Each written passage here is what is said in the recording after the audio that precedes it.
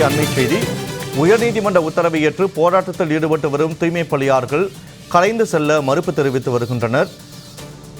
போராட்டத்தில் ஈடுபட்டிருக்கக்கூடிய தூய்மை பணியாளர்களை கலைந்து செல்லுமாறு உயர்நீதிமன்றம் உத்தரவு பிறப்பித்திருக்கக்கூடிய நிலையில் உத்தரவை ஏற்று போராட்டத்தில் ஈடுபட்டு வரும் தூய்மை பணியாளர்கள் கலைந்து செல்ல மறுப்பு தெரிவித்து வருகின்றனர். அண்மை தகவலாக பார்த்து வருகிறோம்.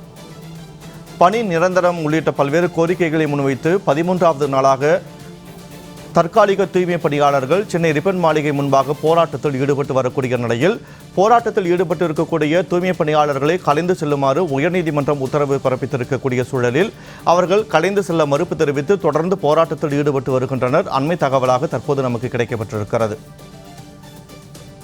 சென்னை ரிப்பன் மாளிகை முன்பு 13வது நாளாக போராட்டத்தில் ஈடுபட்டு வரும் தூய்மை பணியாளர்கள் கலைந்து செல்ல மறுப்பு தெரிவித்து தொடர்ந்து தங்களுடைய போராட்டத்தை தொடர்ந்து வருகின்றனர். அண்மை தகவலாக பார்த்து வருகிறோம். இது தொடர்பான கூடுதல் விவரங்களோடு இணைகிறார் எமது செய்தியாளர் முத்துக்குமார். வணக்கம் முத்துக்குமார். தற்போது உயர்நீதிமன்றம் உத்தரவு பிறப்பித்திருந்தும் தற்போது தூய்மை பணியாளர்கள் போராட்டத்தை கைவிட்டு கலைந்து செல்ல மறுப்பு தெரிவித்து தொடர்ந்து போராட்டத்தில் ஈடுபட்டு வருகின்றனர். அவர்கள் கலைந்து செல்ல மறுப்பதற்கான காரணம் என்ன? அவர்கள் தொடர்ந்து முன்வைக்கக்கூடிய கோரிக்கைகள் என்ன? விவரங்களை பதிவு செய்யுங்கள்.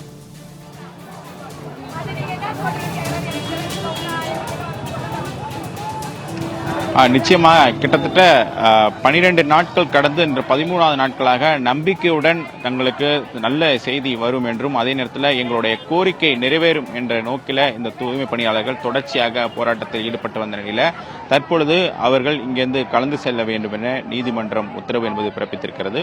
உத்தரவு பிறப்பித்தாலும் கூட தற்பொழுது இங்கே இருக்கக்கூடிய போராட்டக்காரர்கள் நாங்கள் இங்கிருந்து செல்ல மாட்டோம், எங்களுக்கு ஒரு நல்ல வழியை வகை செய்ய வேண்டும் என்று அவங்களுடைய கோரிக்கையாக இருக்கிறது.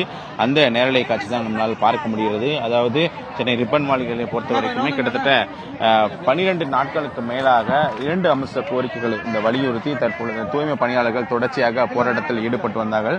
இந்த போராட்டம் என்பது மிகப்பெரிய ஒரு போராட்டமாக இருக்கக்கூடிய இந்த சூழ்நிலையில் தூய்மை பணியாளர்களை பொறுத்த வரைக்குமே இரவு பகல் மழை என பாராமல் தொடர்ச்சியாக அந்த போராட்டத்தில் குறிப்பாக இத்தனை ஆண்டுகள் செய்து வந்த பணி நிலைமையிலேயே பணி வேண்டும், அதே போல தனியார் மையத்திற்கு தாரை வைக்கக்கூடாது, அதே நேரத்தில் பணி நிரந்தரம் என்பது எங்களுக்கு செய்து கொடுக்க வேண்டும் என்பது குறித்தான 2 அம்ச கோரிக்கைகளை வலியுறுத்தி தொடர்ச்சியாக இந்த போராட்டத்தில் ஈடுபட்டு வந்தார்கள். தொடர்ச்சியாக போராட்டத்தில் ஈடுபட்டிருந்தாலும் கூட அரசு தரப்பிலிருந்து நடத்தப்பட்ட பேச்சுவார்த்தைகள் அனைத்துமே தோல்வியில் முடிவடைந்தது. குறிப்பாக இவர்களை பேசுவதற்கான உரிமை, அதாவது முறையான அனுமதிக்க வேண்டும் என்றும் அவர்களுடைய கோரிக்கையை கேட்பதற்கு கூட இவர்கள் தரப்பிலிருந்த எந்த ஒரு தயாரும் இல்லை என்று தரப்பிலிருந்து அவங்க போராட்ட குழுவினரிலிருந்து தொடர்ச்சியாக குற்றம் சாட்டி வந்தார்கள். இந்த நிலையில் தொடர்பாக வழக்குகள் எல்லாம் தொடரப்பட்டது.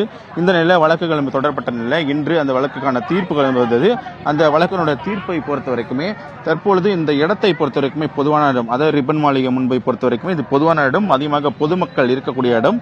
இந்த பகுதியில் சென்ட்ரல் ரயில்வே நிலையம் இருக்குது, மருத்துவமனைகள் இருக்குது, அதே போல மாநகராட்சி அலுவலகம் இருக்குது மற்றும் பல்வேறு முக்கியமான அலுவலகங்கள்லாம் இருக்கக்கூடிய சூழ்நிலை இந்த பகுதியில் உங்கள் போராட்டம் பண்ணுவதற்கான அனுமதி இல்லை என்றும் அதோட அதே நேரத்தில் இங்கிருந்து கலந்து சென்று உங்களுக்கு எந்த இடத்துல அனுமதி கொடுத்திருக்கார்களோ அங்கு போராட்டம் செய்ய வேண்டும் என்பது குறித்த அந்த அறிவிப்பு வெளியாக இருக்கக்கூடிய சூழ்நிலை தற்பொழுது இந்த பகுதி முழுவதும் மிகப்பெரிய ஒரு பரபரப்பான சூழல் என்பது தெரிகிறது. குறிப்பாக இந்த பகுதியில் போராட்டக்காரர்கள் நம்மிடம் இருக்கிறார், அவரிடம் சில கேள்விகளை முன்வைக்கலாம். அம்மா வணக்கம். இப்போ கிட்டத்தட்ட ஒரு 12 நாளாக போராட்டத்தில் ஈடுபட்டு வந்தீங்க, இன்னைக்கு 13 நாளாக போராட்டத்தில் இருங்க, மழை வெயில் பகல் இரவு பார்க்காம உங்களோட போராட்டத்தில் ஈடுபட்டு வந்தீங்க. இப்போ உங்களை கலந்து இப்போ சொல்லியிருக்காங்க, என்ன பண்ண போறீங்க? நாங்கள் போராடுறோம் ஐயா, நாங்கள் இங்கே தான் இருக்கிறோம், நீங்கள் நல்லதை செய்த வரைக்கும் நாங்கள் இங்கே தான் இருக்கிறோம்.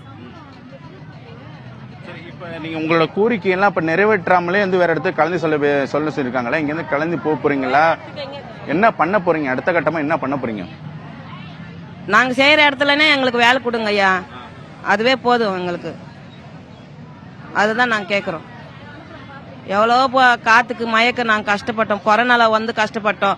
1 மாதம் சம்பளம் தரேன்னு சொன்னாங்க, அது கூட தரல ஐயா. ஆனால் இவருக்கு ஆட்சிக்கு ஐயா எங்களுக்கு நல்லது பண்ணுறோம்மா, உங்களுக்கு பர்மிட் பண்ணுறான்னு சொன்னாங்க. அந்த நம்பிக்கையோட நாங்கள் செய்கிறோம் ஐயா. இத்தனை நாளாக இப்போ இல்லைன்றாங்க. இப்போ வேற கான்ட்ராக்ட் 15,000 போக சொல்றாங்க. அது எங்களுக்கு இப்போ வானையா, எங்களுக்கு பத்தாது. எங்க பசங்களுக்கு சாப்பாட்டுக்கு, எங்களுக்கு சாப்பாட்டுக்கு, வீட்டு வாடகை கட்டணும், ஏதாவது 15,000 பத்தாது ஐயா எங்களுக்கு. அதுதான் நாங்க கேட்குறோம். கொடுக்குற சம்பளமே கொடுத்தா போதும் ஐயா, வேலை நிரந்தரம் பண்ணுங்க ஐயா, அதுதான் நாங்க கேட்குறோம். இன்றைய தினத்தை பொறுத்த வரைக்குமே பல்வேறு விதமான பேச்சுவார்த்தைகள் ஏற்கனவே நடத்தப்பட்டாலும் கூட இன்றைய தினம் தீர்ப்பு வந்திருக்கு. அக்கா, இப்ப நீ கிட்டத்தட்ட ஒரு 7 முறையான பேச்சுவார்த்தைகள்லாம் நடத்தப்பட்டிருந்தாங்க. உங்க பேச்சுவார்த்தைலாம் தோல்வியில் முடிஞ்சிச்சு. இன்னைக்கு வந்து கலந்து போக சொல்லியிருக்காங்க. என்ன பண்ண போறீங்க? என்ன பண்ண போறோம்? இல்ல அண்ணன் வந்து எதுவும் சொல்லல. இல்ல இங்கதான் இருப்போம். வேற இடத்துக்கு போக சொல்லிருக்காங்க. நீங்க போராடக்கூடாது, பொதுமக்கள் அதிகம் தெரியல என்ன சொன்ன. நிச்சயமாக இந்த பகுதியை பொறுத்த வரைக்குமே போராட்டக்காரர்கள் இன்னும் கலைந்து செல்லாமல் இங்குதான் இருக்கிறார்கள். இங்கு கலைந்து செல்ல முடியாமல் காவல்துறை அதிகாரிகள் இருக்கிறார்கள். காவல்துறையினரை பொறுத்த வரைக்குமே தொடர்ச்சியாக இவர்களை அப்புறப்படுத்துவதற்கான தொடர்ந்து ஒவ்வொரு நாளுமே வேறு இடத்துல போய் போராடுங்கள் என்று குறிப்பிட்டு வந்தாலும் கூட இந்த பகுதியைச் சேர்ந்தவர்கள் இன்னும் போராட்டத்தில் இருக்க மற்றொரு இருக்கு. அவரை கேட்கலாம். அக்கா வணக்கம். இப்ப இந்த